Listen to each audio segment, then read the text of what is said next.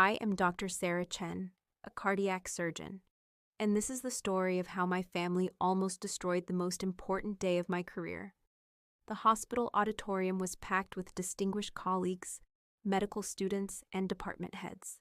Fluorescent lights cast a clinical brightness over the sea of white coats and formal attire. My parents, David and Linda Chen, sat in the third row, their faces masks of polite discomfort. They were not there to celebrate my appointment as chief of cardiac surgery.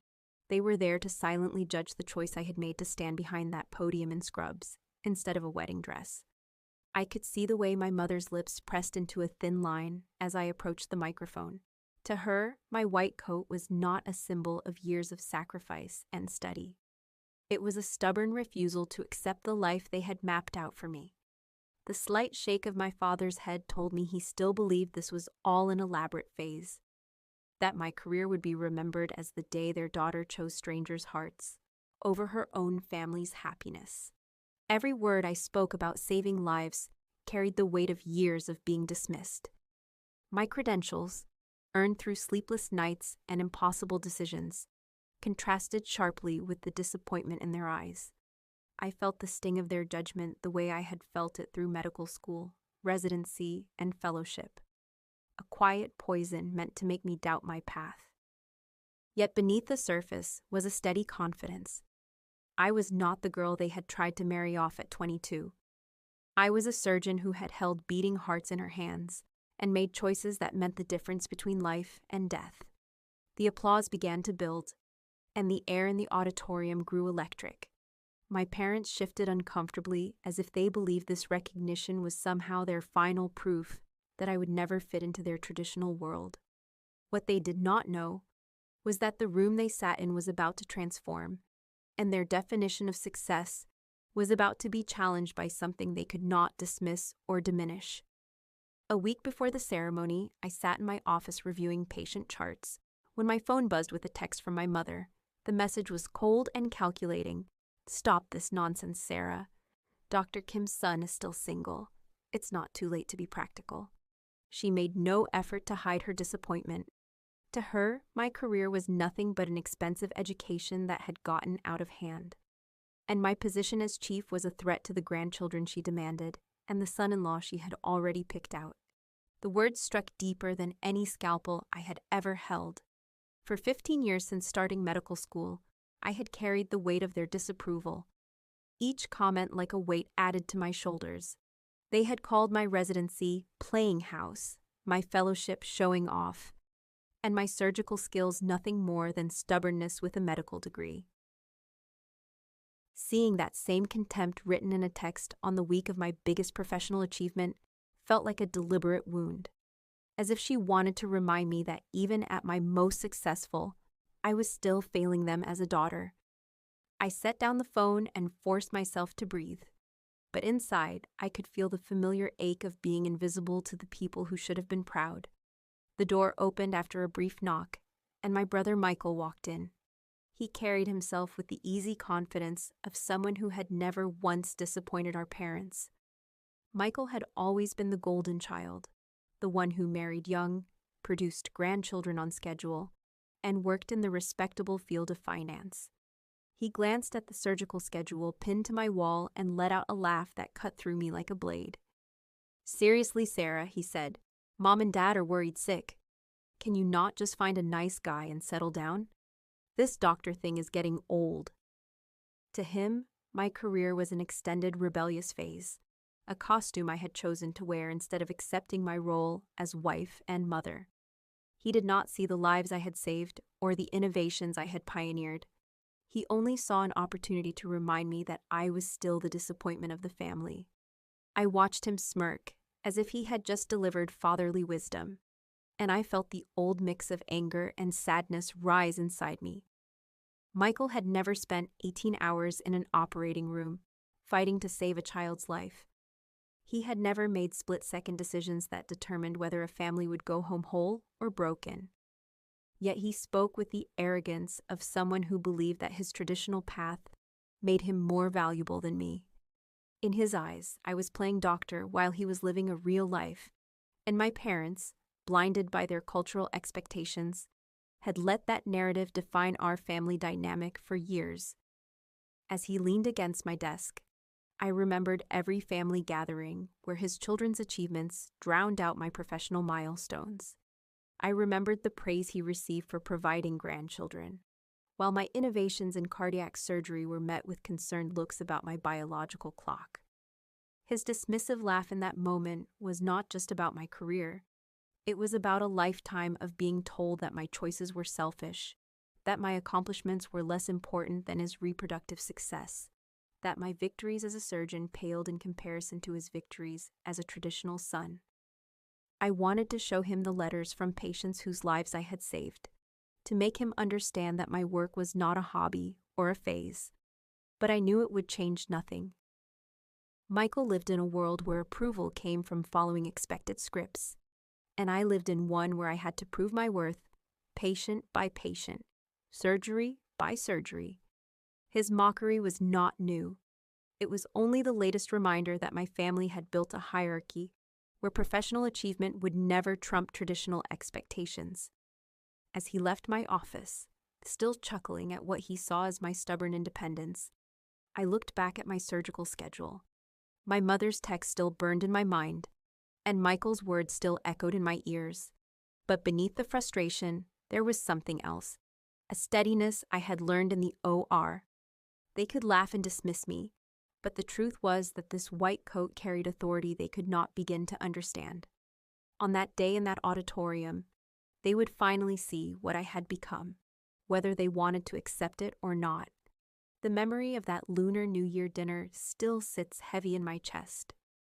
My father claimed his usual place at the head of the table, speaking as if the entire celebration revolved around him. My mother moved between kitchen and dining room, orchestrating the evening while dropping pointed comments about unmarried daughters and disappointed ancestors. At the center of their attention was Michael, glowing under the weight of their approval. He spoke about his children's achievements, his recent promotion, and his plans to buy a bigger house. Every word was met with nods and proud smiles, as if the suburban life he described was the only one worth pursuing. I sat quietly, listening to this familiar pattern. He spoke, they praised, and I faded into the background like expensive wallpaper. When there was finally a lull, I tried to enter the conversation. I mentioned that I had just completed a groundbreaking surgery, separating conjoined twins joined at the heart. I spoke carefully, not out of shame, but because I already knew how it would be received. My father looked at me for a brief moment, patted my hand, and said, "Very nice, dear. When are you going to use those steady hands to cook for a husband?" Then he turned back to Michael, his voice warm with genuine interest in discussions of mortgages and school districts. In that moment, my accomplishment evaporated like it had never existed, swallowed by the glow they reserved for traditional success. I was invisible once more, a disappointment at my own family's table. That night, I sat in my car outside their house with the engine running. I stared at my hands on the steering wheel, hands that had just saved 2 children's lives, and replayed the moment my father reduced my surgical skill to a qualification for domestic service. I wanted to believe it had just been an awkward attempt at humor, so I called my mother, hoping she would soften the blow. Her voice was gentle, the same tone she used when explaining away my father's harsher comments. She told me he was from the old country, that he didn't understand American career women, and that he just wanted to see me settled with a family before it was too late. Settled. The word landed like a diagnosis, reducing years of medical training, surgical innovation, and life-saving work into nothing more than a delay tactic that needed to be resolved. As I sat there in the cold, the truth crystallized. My family would never see me for who I really was. To them, I would always be the daughter who chose selfishness over service, career over children, independence over the interdependence that defined their world. Their recognition was a door that would never open, no matter how many lives I saved. I realized then that I would have to build my worth elsewhere, and that the pain of their disapproval would follow me until I created something stronger for myself. The OR was silent except for the rhythmic beeping of monitors. On the table lay an 8-year-old girl with a heart defect so complex that 3 other surgeons had deemed it inoperable. Her parents waited in the family room, clinging to hope that I could do what others could not. My team stood ready, nurses, perfusionists, anesthesiologists, all of them seasoned professionals who had seen me work countless miracles. The delicate repair would take 12 hours, requiring precision that left no room for error. "Scalpel," I said, and the familiar weight settled into my palm. Everything else fell away: my parents' disappointment, my brother's mockery, the constant pressure to be someone else. In this space, there was only skill, knowledge, and the life depending on both. Hours passed in focused silence. Each suture, each decision, each calculated risk was met with quiet confidence from my team. When the chief resident asked about a particularly complex repair, every eye in the room turned to me with expectation, not doubt. "We'll use the modified Norwood," I said, my voice steady and sure. "Start the bypass." The response was immediate and respectful. "Yes, Dr. Chen. Initiating bypass now." My hands moved with practiced precision, and I felt the familiar calm of absolute competence. This was where respect was earned not through family approval, but through skill that could not be questioned. When the final suture was placed and the heart began beating on its own, the room exhaled collectively. "Beautiful work, Dr. Chen," the chief resident said, and the genuine admiration in her voice reminded me that in this world, I was not invisible. I was essential. I sat in my office that evening, looking at the family photo on my desk, Michael's children smiling beside their parents, everyone looking perfect and content. My mother's latest message glowed on my phone. "Dr. Kim's son is a cardiologist, too. You would have so much in common." The words used to cut, but now they felt distant, like echoes from a world that no longer defined me. I had spent years trying to earn their approval with explanations and achievements, hoping one day they would see past their expectations to the person I had become. That hope was gone now, replaced by a clearer understanding. My appointment as chief would not be their stage for renewed disappointment. It would be mine for something else entirely.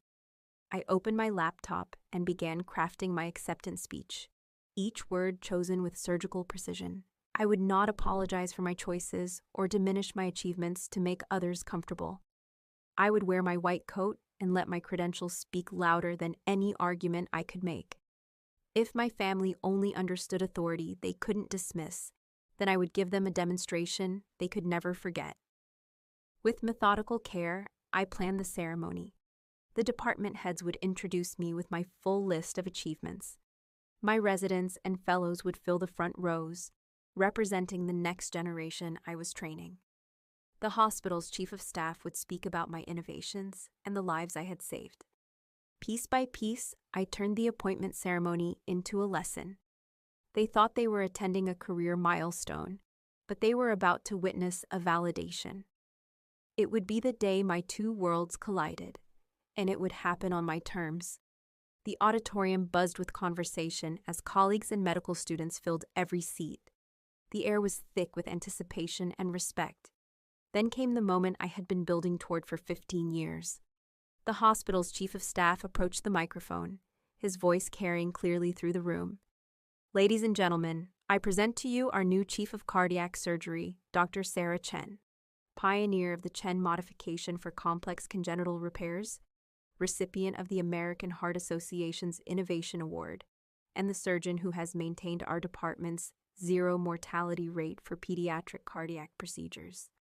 The applause began slowly, then built into something thunderous, but it was more than applause. As I walked to the podium, something extraordinary happened. Every doctor in the room, department heads, senior attendings, residents, medical students, rose to their feet. The standing ovation rolled through the auditorium like a wave of professional recognition.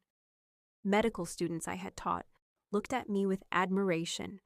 Colleagues who had watched me operate nodded with genuine respect. This was not polite applause for a family member's achievement. This was acknowledgement from people who understood exactly what I had accomplished. I looked past the sea of standing colleagues to where my parents sat, frozen in their chairs. My mother's face was pale with shock, her mouth slightly open as she took in the magnitude of respect surrounding her daughter. Michael sat rigid, his usual confidence cracking as he realized he was witnessing something he had never experienced. A room full of people who valued what I had built. But it was my father's expression that held me still. The dismissive certainty melted away, replaced first by confusion, then a dawning recognition of something he had never considered. This was not a phase or a rebellion. The white coat I wore carried more authority than all his traditional expectations ever could. For the first time, my father saw me as I truly was, and it left him speechless.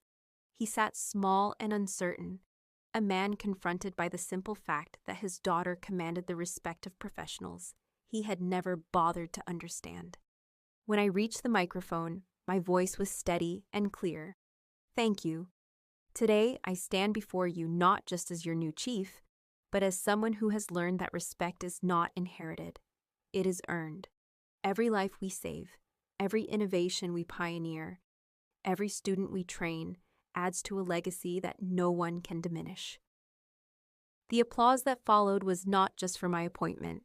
It was recognition of a truth my family was only beginning to understand.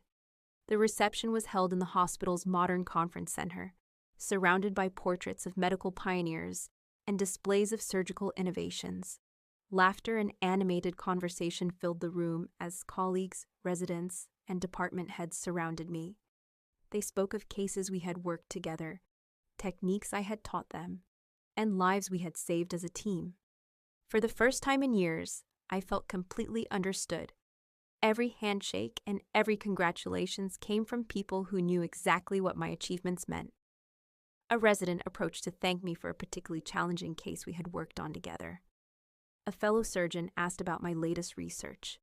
Medical students wanted to know about opportunities to train under my leadership. Across the room, my family stood together near the wall. Their formal clothes looked out of place among the medical professionals who moved through the space with easy camaraderie. No one approached them, not out of rudeness, but because they simply existed in a different world from this one. I caught sight of Michael staring at his feet. The usual spark of superiority dimmed. My mother stood stiffly, holding her small plate of reception food, searching for a conversation she could join. And my father, once so certain of his opinions, looked diminished by a reality he couldn't reshape with traditional expectations. They had no audience here, no authority, no way to dismiss what they had witnessed. As the evening progressed, they slipped quietly toward the exit. No congratulations, no proud words, just silence as they retreated to a world where their definitions still held weight. I did not follow, and I did not ache for them to stay. Their absence did not create a void. It confirmed that respect flows toward those who earn it, not those who simply expect it. Years later, I stood in my corner office overlooking the city's medical district. The skyline stretched out before me like a testament to the path I had chosen. My career had carried me to heights I once thought impossible, and with each achievement, I had earned not just position, but the quiet recognition of those who understood the weight of leadership. At home, life was stable with David, my husband and fellow physician, who carried his own responsibilities and never needed me to explain mine. We did not measure love through family approval or traditional milestones. Our foundation was built on mutual respect, forged in the same fires of medical training and shared purpose. When I thought about family now, I no longer thought of blood ties or the hollow expectations that once defined me. My true family was the circle of colleagues, residents, and patients who chose to trust me because of who I had become, not what role I was expected to play. It was a family built on competence, dedication, and the kind of respect that endures when everything else falls away. Legacy is not what someone expects you to become. It is what you fight for, what you sacrifice for, and what you earn when others stand and recognize your worth. I learned that family is not defined by blood. but by the people who choose to respect and support your choices. If you have ever built your own definition of success despite others' expectations, I would love to hear your story. Share it below so others can see that they are not alone. In this space, your voice matters and your journey can inspire someone who needs to hear it.